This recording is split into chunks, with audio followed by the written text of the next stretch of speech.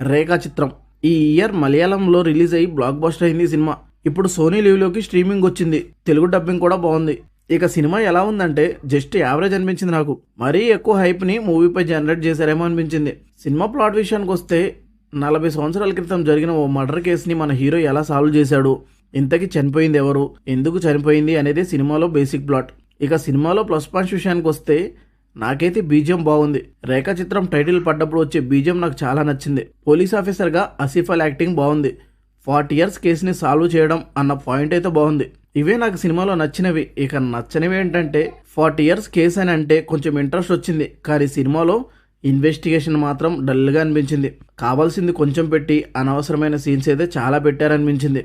అలాగే మలయాళం సినిమా సంగతి తెలిసిందేగా, slow narration అలవాటు ఉన్న వాళ్ళకి ఓకే, కానీ మిగతా వాళ్ళకి మాత్రం కష్టమే. నాకు సినిమాలో ట్విస్టులు కూడా పెద్దగా ఇంట్రెస్ట్ తెప్పించలేదు.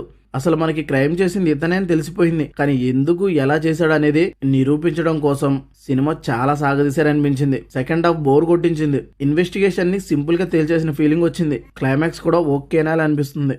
ఓవరాల్ సినిమా చూశాక మాత్రం జస్ట్ యావరేజ్ ఫీల్ వచ్చింది నాకు. మీరు చూసుంటే ఈ సినిమా ఎలా అనిపించిందో కమెంట్ చేయండి. ఈ రివ్యూ నచ్చితే లైక్ చేయండి. Thank you for watching.